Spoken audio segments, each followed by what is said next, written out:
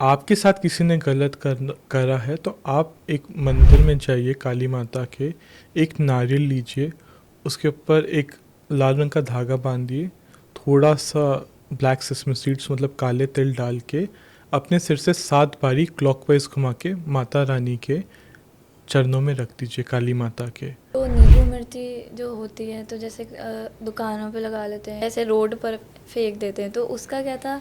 अगर वो किसी कोई अगर उसका पैर रख जाए या कुछ हो जाए। कोई नींबू मिर्ची करता है हम्म। चौराहे पे छोड़ के आता है। अब वो चौराहे पे क्यों छोड़ के आता है? क्योंकि चौराहे की एनर्जी एक पोर्टल खोलती है टू दी अंडरवर्ल्ड। कोई चौराहे को क्रॉस कर रहा था और उसके साथ चीज़ अफेक्ट कर गई अराउंड दिवाली एंड होली। तो इन सारी एनर्जीज को ऐसे हटाने के लिए ऐसा क्या करें? देखिए, सबसे पहले हमें समझना पड़ेगा कि जब नेगेटिव एनर्जी होती है तो पॉजिटिव एनर्जी भी होती है। राइट।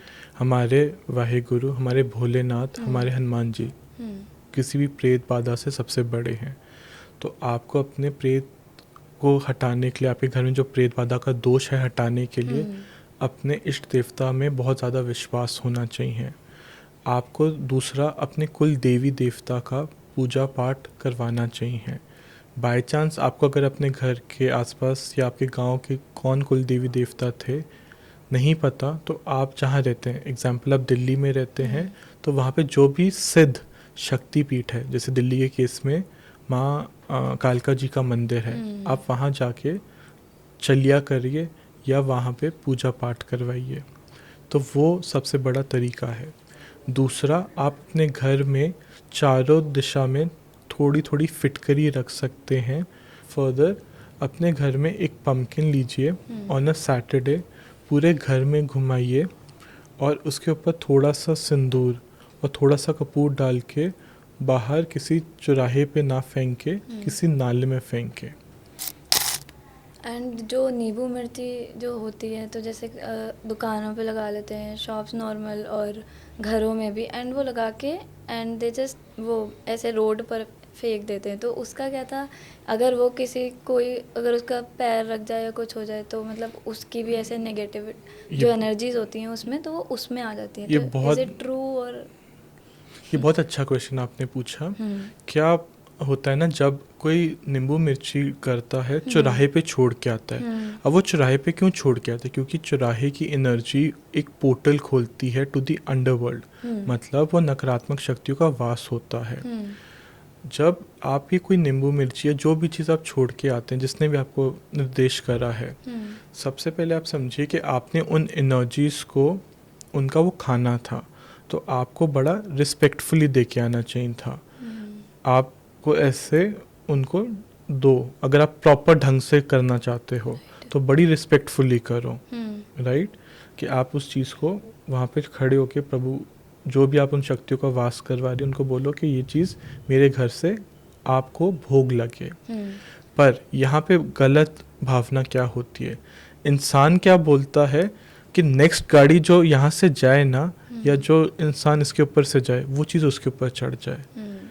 आइडियली वो उसका भोग था, आप उसको वहाँ दे के आते और ये इंटेंशन बोलते कि जो यहाँ की शक्ति है, जो नकारात्मक शक्ति का पाताल लोक में वास होता है, वो उनको भोग लगे, तो वो चीज़ आपके घर से भी ख़त्म होती, उनको भी भोग लगता और चीज़ समाप्त हो जाती। पर अगर आपने डर डर के, आपने देखा है अक्सर लोग नींबू छोड़ के ऐसे भाग भाग के आ गए और ना उनका कोई काम हुआ ना कोई फ़ायदा, और चीज़ को और ज़्यादा ख़राब कर लिया अपने लिए। बट अगर आप उसको भोग दे देते तो वो चीज़ को वहीं समाप्त हो जाती। एंड यहाँ पे सेकंड पॉइंट यही कि लोग इंटेंशन सही तरह नहीं डालते। वो इंटेंशन क्या डालते कि दूसरा पर्सन जो इसे क्रॉस करेगा वो उसके ऊपर ये चीज़ चढ़ जाए, तो वहाँ पे भगवान भी आपसे नाराज़ होता है, आपके कर्म भी खराब होते हैं और पाताल लोक वाली शक्तियाँ भी आपको गुस्सा करती हैं। बट व्हाट अबाउट जो उस पर ऐसे पैर रख देते हैं, जो उनसे ऐसे इंटरेक्ट करते हैं? तो क्या होता है कि बहुत बारी ना कोई चौराहे को क्रॉस कर रहा था और उसके साथ चीज़ अफेक्ट कर गई।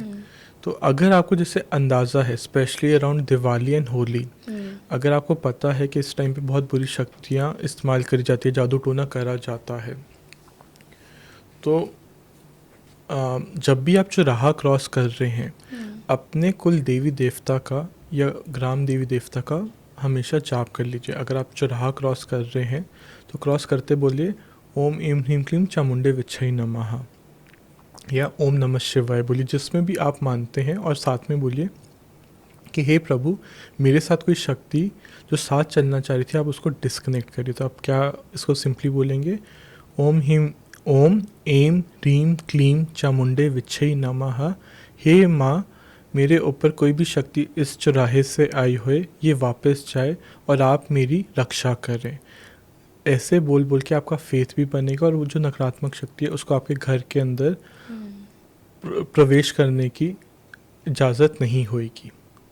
अगर बाय एनी चांस आपके ऊपर वो चीज़ आ भी जाती है तो आपने वापस जाके कोई नींबू चौराहे पे नहीं डाल के आना। आपके साथ किसी ने गलत करा है तो आप एक मंदिर में जाइए काली माता के, एक नारियल लीजिए, उसके ऊपर एक लाल रंग का धागा बांधिए, थोड़ा सा ब्लैक सेसमी सीड्स मतलब काले तिल डाल के अपने सिर से 7 बारी क्लॉकवाइज घुमा के माता रानी के चरणों में रख दीजिए, काली माता के, और माँ से माफ़ी मांगिए और बोलिए कि माँ मेरी रक्षा करो। तो अगर किसी और ने गलत करा वो चीज़ उसके पास वापस चली जाएगी। बट ये तो आपने ना ऐसे वो बता दिए कि कैसे वो करे उसका मतलब उपाय। क्यों, हाँ उपाय। बट मैं ये पूछ रही हूँ कि व्हाट अबाउट द पर्सन जिसने उस नींबू पे बिना इंटेंशन उसका नहीं था और उसने ऐसे पाव रख दिया है, लाइक इट जिसके वाज ऊपर आया? रैंडम। हाँ, वही तो बता रहा हूँ। उसका वो कैसे ऐसे अफेक्ट हो जाता है इतना? जब आप चौराहा क्रॉस करते हैं तो उसको एक 4th डायमेंशन बोला जाता है। वो नकारात्मक शक्तियों का वास होता है वहाँ पे। तो नकारात्मक शक्तियाँ आपके साथ घर या आपके साथ चल पड़ती हैं, तो उसको डिसकनेक्शन करना बहुत ज़रूरी होता है और बहुत मुश्किल भी होता है अक्सर। इसलिए कहा जाता है कि आप सिर्फ काली माता के दर्शन करिए और चीज़ें ठीक हो जाएंगी। पर इसका नेगेटिव इफेक्ट भी बहुत होता है कि जब तक इंसान उस चीज़ को समझता है, उसको रिकलेक्ट करता है, वो 6 महीने पहले जब दिवाली के टाइम उसके साथ ये चीज़ हुई थी, तो जब तक उस चीज़ को रेक्टिफाई करने के लिए आता है अक्सर बहुत लेट हो जाता है। पर अगर आपको हल्का सा भी डाउट है कि आपके साथ कुछ गलत हो रहा है और वक्त ऐसा चल रहा है कि चीज़ें ख़राब हैं, तो जैसे मैंने कहा कि एक नारियल लीजिए, उसके ऊपर एक थोड़े से काले तिल डाल के एक लाल धागा बांध के अपने सिर से 7 बारी घुमा के माता रानी के चरणों में रखाइए। और अगर नॉर्मल झाड़ा करवा सकते हैं हनुमान जी का, वो ज़रूर करवाइए।